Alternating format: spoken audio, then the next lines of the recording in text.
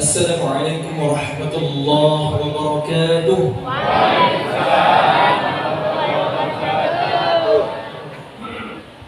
Alhamdulillahi wa kafa, wassalatu wassalamu ala rasulillahil mustafa wa ala alihi wa sahbihi wa man wafa. Allahumma anfa'na bima 'allamtana wa 'allimna ma yanfa'una wa zidna 'ilma. Rabbi shrah li sadri wa yassir li amri wahlul 'uqdatam min lisani yafqahu qawli. Faqala Allah ta'ala fil Qur'anil Karim wa huwa asdaqul qa'ilin. أعوذ بالله من الشيطان الرجيم يا أيها الذين آمنوا كتب عليكم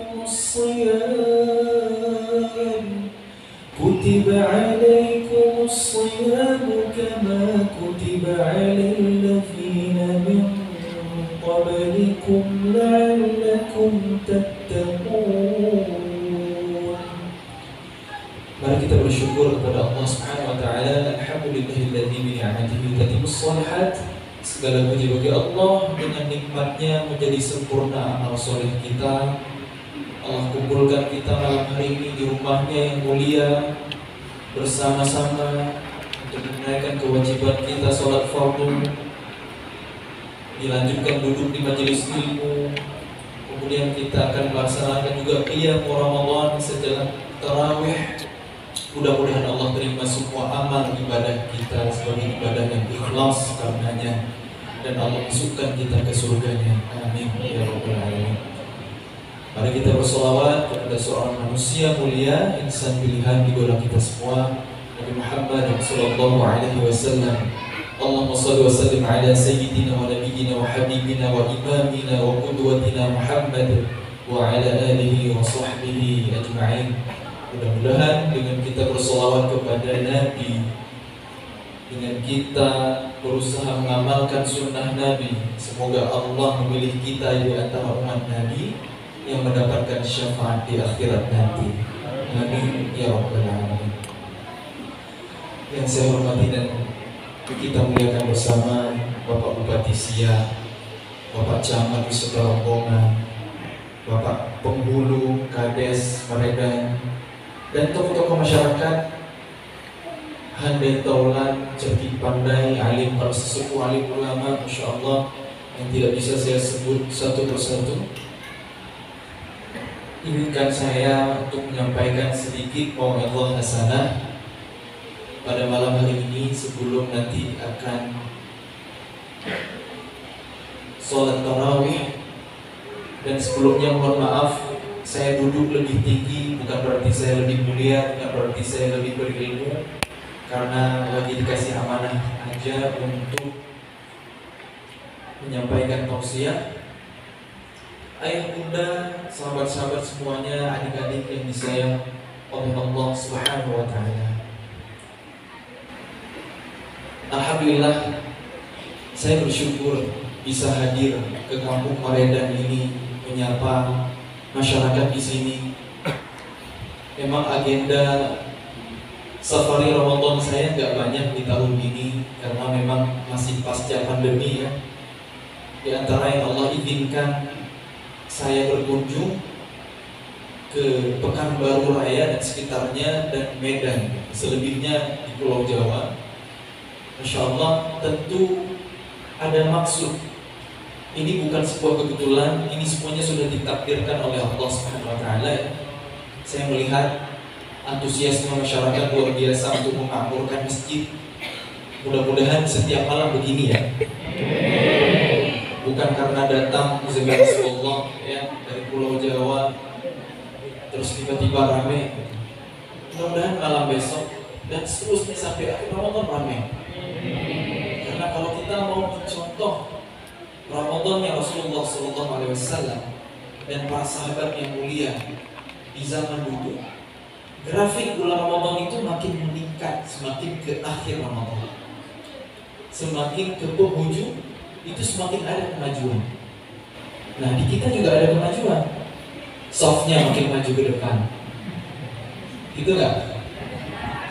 Enggak ya? Alhamdulillah. Ayah bunda yang disayang oleh Allah Subhanahu wa taala dan yang adik-adik semuanya, yang mudah-mudahan kita semua diridhoi Allah. Sebagai orang beriman, kita harus bahagia betul dengan Ramadan ini. Karena tanpa iman, Ramadan ini beban. Itulah kenapa Allah memanggil bukan manusia secara umum, ya ayyuhan nas, ya ma'asyaral jinni wal ins, atau ya bani Adam, tapi ayat Allah panggil ya ayyuhan ladzina amanu, wahai orang-orang yang beriman. Ini panggilan istimewa, ini panggilan kasih sayang dari Allah. Kutiba alaikumus shiyam, diwajibkan atas kalian berpuasa. Allah sayang sama kita, Allah wajibkan kita puasa. Walaupun sekilas puasa itu mungkin memberatkan. Kita harus nahan lapar, haus, gak bisa makan minum saat terik panas, lelah bekerja, aktivitas. Sekilas puasa itu memberatkan. Tapi yakinlah, di balik itu ada kasih sayang Allah yang luar biasa. Orang tua sayang sama anak. Terkadang si anak pengen ini itu gak dikasih sama orang tua. Kenapa? Karena dalam rangka kebaikan si anak. Anak mainin pisau, bakal dilarang. Anak gak mau makan sayur, gimana caranya supaya anak mau makan sayur? Karena itu sehat, bergizi, bernutrisi. Jadi gak selamanya wujud kasih sayang itu sesuatu yang disukai atau disenangi pada awalnya. Begitu juga dengan puasa yang sekilas memberatkan, membebani kita. Makanya Allah berfirman, kutiba alaikumus shiyam. Quran itu mukjizat. Bahkan Allah pilihkan kata yang mukjizat. Beban Ramadan itu Allah bikin ringan dengan Allah berfirman kutiba alaikumus shiyam. Maknanya dalam bahasa kita diwajibkan atas kalian berpuasa.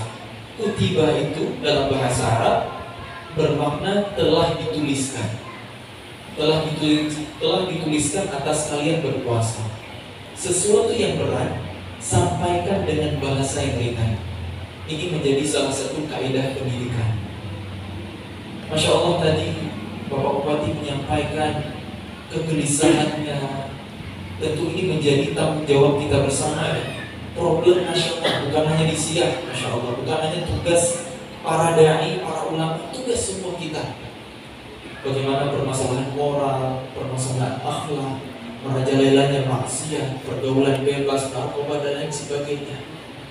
Maka yang krisis di generasi kita hari ini adalah iman sebenarnya. Maka Ramadan ini menjadi momentum ketika Allah memanggil orang-orang yang beriman.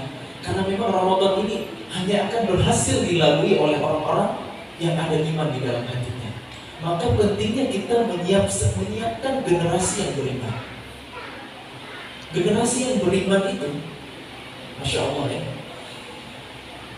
mereka bukan hanya bahagia menjalankan syariat, tapi mereka akan melakukan sesuatu lebih dari yang diperintahkan. Itu generasi yang hatinya hidup. Jujur, puasa kita sukai gak? Kita senang gak berpuasa? Alhamdulillah ya, mudah-mudahan Allah catatkan kita semuanya sebagai hamba Allah yang beriman. Tapi bagi orang yang baru belajar puasa, anak kecil, itu berat. Orang yang baru masuk Islam, pertama kali puasa, ada yang berkata, besok saya mati gak ya? Puasa itu asalnya memang sesuatu yang memberatkan, membebankan, tapi dengan iman. Begitu kita tahu keistimewaannya, fadilahnya, ibadah yang begitu istimewa. Kata Allah dalam hadis qudsi, as-siyamu li wa ana ajzi bi. Puasa itu untukku dan aku langsung yang akan memberikan balasannya. Memangnya ibadah yang lain bukan untuk Allah? Semua ibadah harus lillahi ta'ala. Kalau enggak akan Allah terima, harus ikhlas. Tapi kenapa Allah mengatakan puasa itu untukku dan aku langsung yang membalasnya? Salat mungkin terlihat, zakat ketahuan, haji apalagi, tapi puasa sangat istimewa karena rahasia. Kalau ada yang pura-pura puasa gak ketahuan, tapi Allah alimul ghaibi wasyahadah, mengetahui yang tampak dan tersembunyi. Makanya Allah sediakan pintu surga khusus Babur Rayyan bagi hamba-hambanya as-shaimin yang berpuasa. Puasa itu baik bukan hanya untuk fisik kita, tapi untuk ruh kita, untuk jiwa kita, untuk hati kita, itu yang utama. Untuk fisik kita, puasa menyehatkan, mendetoksifikasi racun tubuh. Jadi buat yang kolesterolnya tinggi itu puasa solusi. Yang berat badannya berlebih, puasa itu jadi solusi. Betul?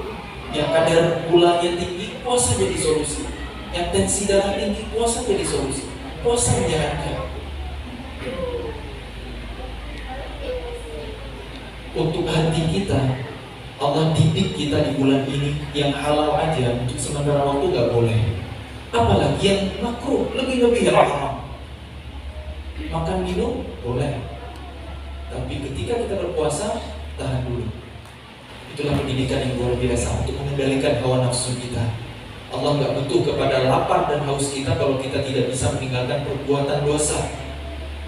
Mulut berpuasa dari makan minum, tapi nggak berpuasa dari gosipin orang, ribahin orang, ngomongin kejelekan orang di belakang yang kalau didengar yang bersangkutan nggak senang. Ngomong dusta, kata. Hati kita nggak puasa dari hasad, iri hati, dengki, riya, sum'ah, ujub, takabur, sombong dan lain sebagainya. Allah nggak butuh kepada lapar dan haus kita kalau demikian. Jadi memang puasa itu ibadah yang sangat istimewa luar biasa. Karena kutiba 'alal ladzina min qablikum, sebagaimana telah diwajibkan atas orang-orang sebelum kalian. Jangankan kita, puasa adalah ibadah yang terus ada dari zaman Nabi Adam alaihissalam sampai umat Nabi Muhammad sallallahu alaihi wasallam hingga hari kiamat. Puasa terus ada. Tidak semua syariat, tidak semua ibadah sama di setiap zaman. Menikah dengan saudara kandung hanya boleh untuk anak-anak Nabi Adam. Syariat itu hari ini sudah tidak boleh. Tidak semua syariat dilanjutkan, tapi puasa selalu ada. Karena memang manusia ini diprogram oleh Allah butuh kepada yang namanya puasa, la'allakum tattaqun, agar kalian bertakwa. Apa itu takwa? Mungkin selama ini kita memahami definisi takwa itu menjalankan perintah Allah, menjauhi larangannya. Betul? Kata ulama, takwa bukan sekedar itu. Kalau hanya menjalankan perintah, menjauhi larangan, robot pun bisa. Hari ini dengan kecanggihan teknologi diciptakan robot dengan programnya. Robot sholat bisa nggak? Bisa. Robot hafal Quran dengan memorinya bisa. Robot berpuasa nggak dicas dulu bisa. Tapi itu robot. Robot itu bukan orang-orang yang bertakwa. Apa bedanya orang yang bertakwa dengan robot? Orang yang bertakwa itu punya hati. Tempatnya iman di sana. Jadi menjalankan ibadah itu harus dengan ketundukan, kepatuhan, harap dan takut kepada Allah, raja dan khauf. Gak boleh hanya sekedar menggugurkan kewajiban, hanya sekedar rutinitas yang tanpa makna, apalagi dipotret sebagai beban. Ini masalah. Kalau syariat Allah, perintah Allah, ibadah adalah beban, sholat itu beban. Karena sholat itu memang berat aslinya. Wasta'inu bis-sabri was-salah wa innaha lakabiratun illa 'alal khashi'in. Mohon pertolonganlah kalian kepada Allah dengan sabar dan sholat. Sesungguhnya sholat itu berat, kecuali bagi orang-orang yang khusyuk.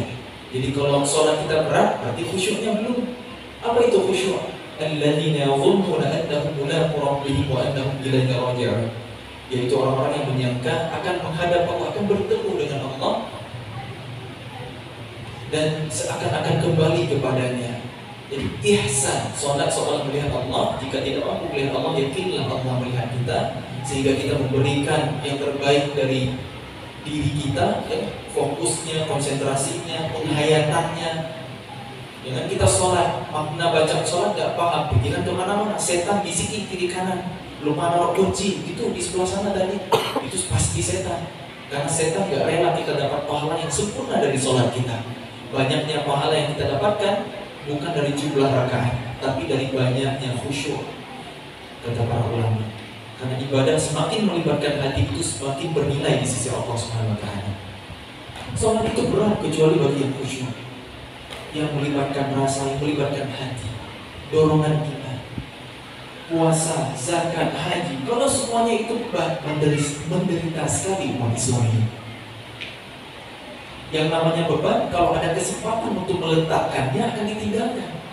Nah, jangan sampai kita dan generasi kita itu seperti itu memandang syariat. Jangan sampai trauma dalam syariat.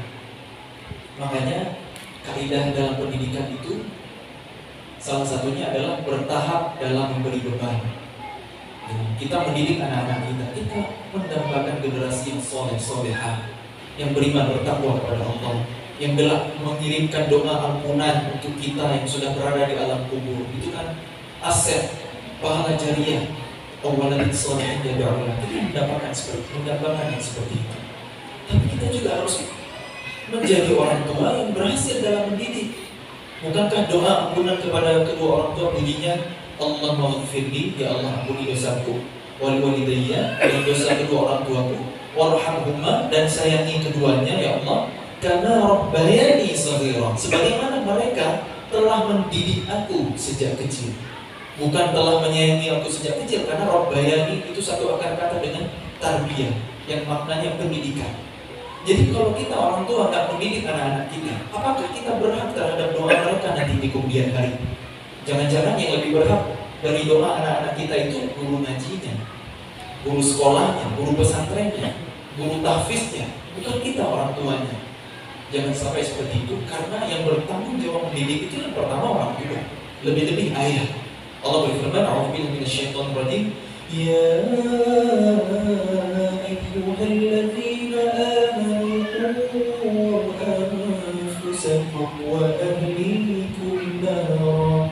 Wahai orang-orang yang beriman, jagalah diri kalian dan keluarga kalian dari api neraka.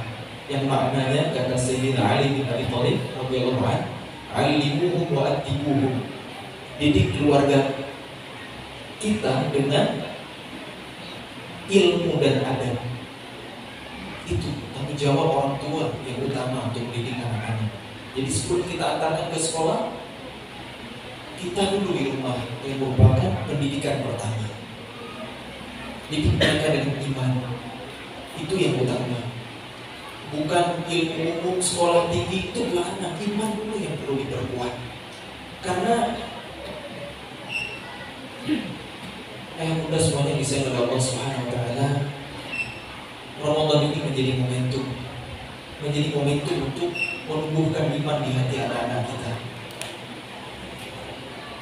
Karena Ramadan bulan yang penuh dengan keberkahan. Kata Nabi SAW ketika Ramadan datang, Nabi bersabda di hadapan para sahabat, "Qad ja'akum Ramadan," telah datang kepada kalian Ramadan. Ramadan itu ibarat tamu istimewa, kita harus menyambutnya luar biasa. Tamu ada waktunya berpamitan. Ramadan akan selalu ada sampai hari kiamat, tapi Ramadan yang akan datang belum tentu milik kita. Makanya manfaatkan kesempatan momentum Ramadan ini. Kemudian kata Nabi, "Syahrul mubarak." Ramadan bulan yang penuh dengan keberkahan. Apa itu berkah? Tadi Pak Bupati menyampaikan, suatu negeri itu akan berkah kalau penduduknya beriman dan bertakwa. Di surah Al-A'raf, "Walau anna ahlal qura amanu wattaqaw lafatahna 'alaihim barakatin minas samaa'i wal ardh." Sekiranya penduduk suatu negeri beriman dan bertakwa kepada Allah, kami curahkan rahmat dari langit dan bumi. Kami curahkan keberkahan dari langit dan bumi. Apa makna keberkahan?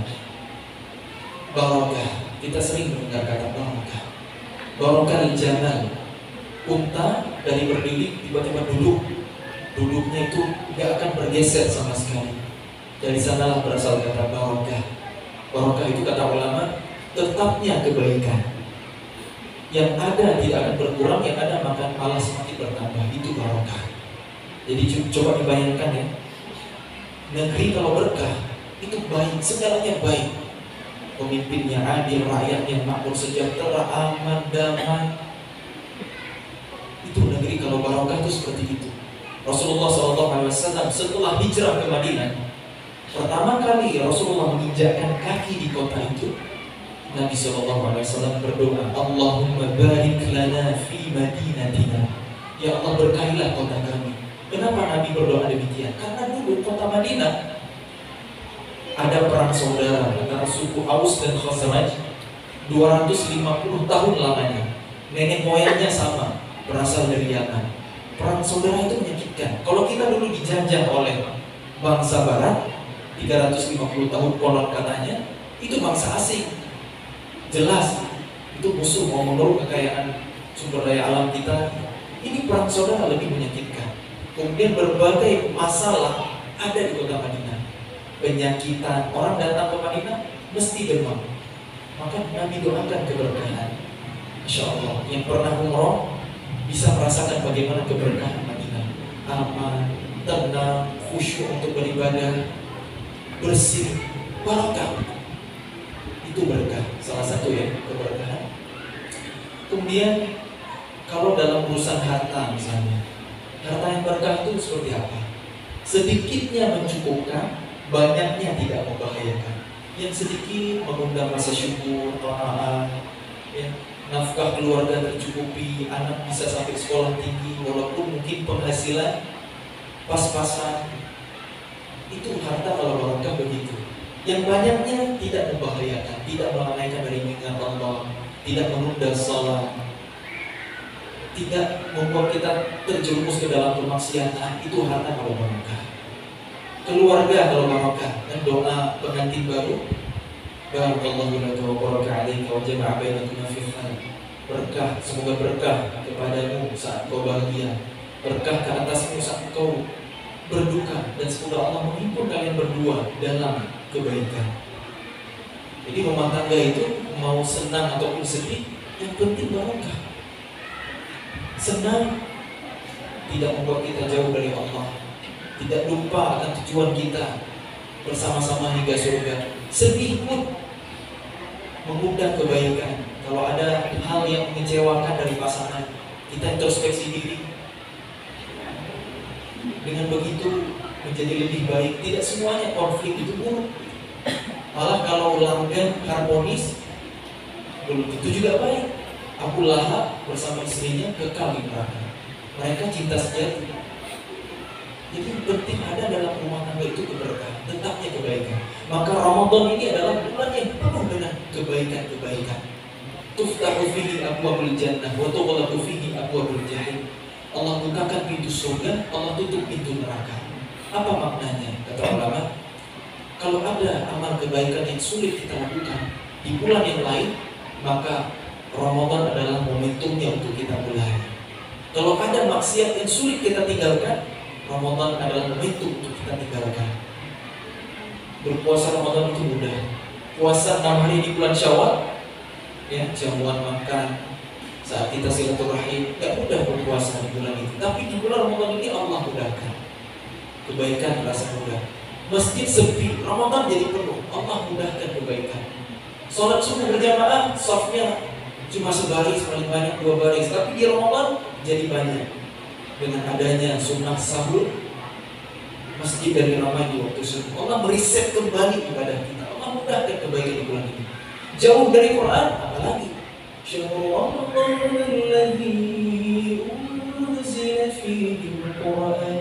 Ramadan adalah bulan Quran. Kalau di 11 bulan yang lain kita jauh dari Quran, saatnya mendekat ke Al-Quran di bulan ini. Kalau di Ramadan kita masih lalai dari Quran, gak ngaji, gak buka Quran, gak menyentuh mushaf, lebih-lebih di 11 bulan yang lain kita lebih lalai lagi. Momentum melipat gandakan kebaikan. Inilah saat Ramadan. Begitu juga dengan menghindari maksiat. Allah tutup pintu neraka, Allah hambat jalan kita terperosok ke jurang neraka. Bukankah tadi sudah saya sampaikan, ya, kalau di Ramadan itu kita lagi puasa, mau marah aja, Nabi mengatakan, katakanlah kalau ada orang ngajak kita berantem, inni shaim, katakanlah aku sedang berpuasa. Jadi keburukan-keburukan itu terhambat. Kita lebih mudah meninggalkan maksiat. Kita mau maksiat, aduh ini hilang pahala puasa, nggak jadi. Kemudian buat tuhan fihi maradatus syayatin. Allah belenggu setan-setan yang durhaka. Setan diikat sama Allah. Pertanyaannya, kenapa kita masih bisa terjebak dalam maksiat? Padahal setan sudah diisolasi, sudah diikat. Mari kita introspeksi diri bulan ini. Jangan-jangan kitalah setannya. Karena dorongan berbuat maksiat itu ada internal, ada eksternal. Ada dari luar, ada dari dalam. Yang dari luar waswasus syaitan, godaan setan. Yang dari dalam nafsu jelek kita, nafsul amarah. Maka kalau di bulan Ramadan ini kita belum bisa meninggalkan maksiat, kitalah setannya. Minal jinnati wan nas. Setan itu dari golongan jin dan manusia. Fihi lailatul khairum min alfi syahr. Di dalamnya terdapat satu malam yang lebih baik dari 1000 bulan. Yang kita kenal Lailatul Qadar. Inna anzalnahu fi Lailatul Qadar wa ma adraka ma Lailatul Qadar. Lailatul Qadar khairun min alfi syahr.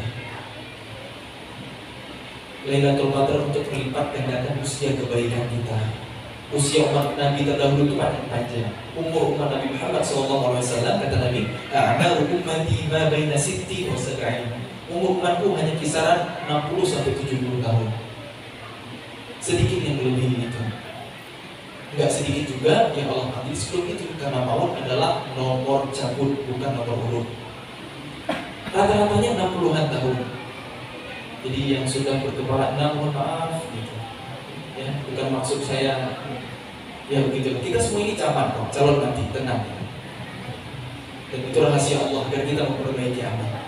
Masih baru kita raih Lailatul Qadar di Ramadan tahun ini. Mudah-mudahan Allah menggerakkan kita.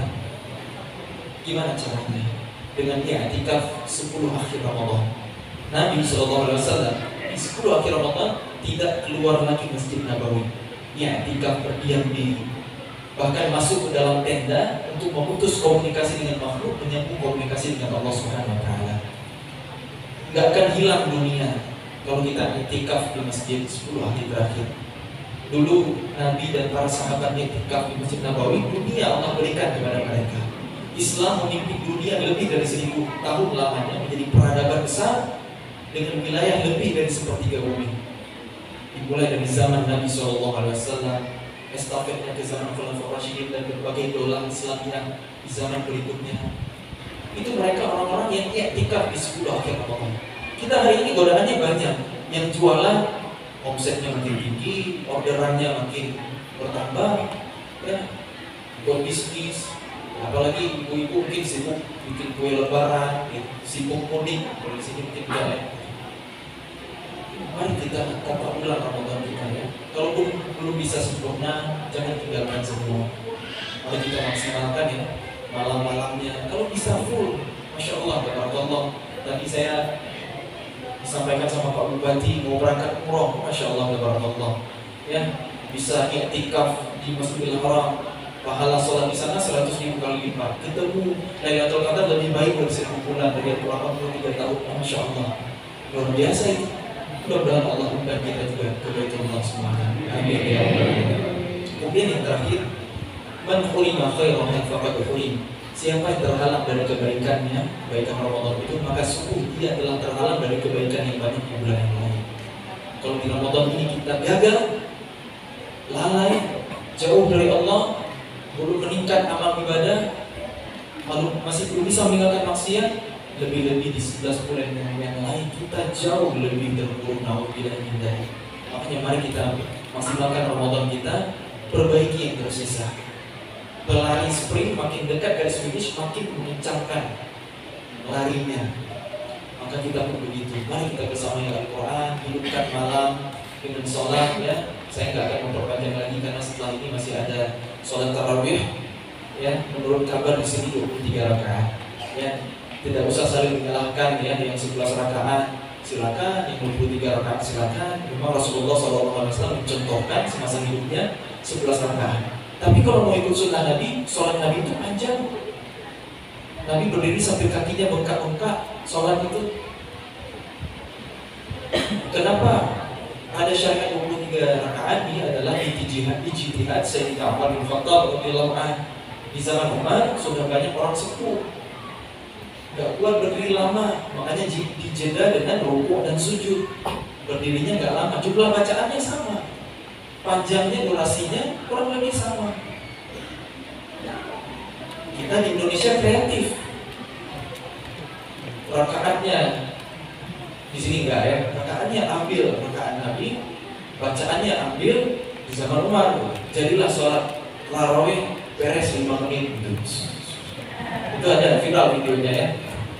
Tapi di sini enggak, masya Allah ya, 23 rakaat. Mudah-mudahan bisa istiqomah ya, tumaknina, khusyuk. Mudah-mudahan kita bisa memaksimalkan Ramadan ini sebagai momentum kita memperbaiki diri, memperbaiki generasi kita dengan mendidik iman kepada mereka. Penting untuk mengajarkan sholat, mendidik mereka baca Quran, hafal Quran. Tapi jauh lebih penting mengenalkan Allah, kepada siapa mereka menyembah, kepada siapa mereka beribadah, menghadap siapa mereka ketika sholat, karena siapa mereka berpuasa, siapa pemilik kalam yang mereka hafal, kalam Allah yang mulia, Al-Quranul Karim. Mengenalkan Allah jauh lebih penting. Itulah iman. Dengan iman, sekali lagi, ibadah ini adalah kebahagiaan, bukan beban.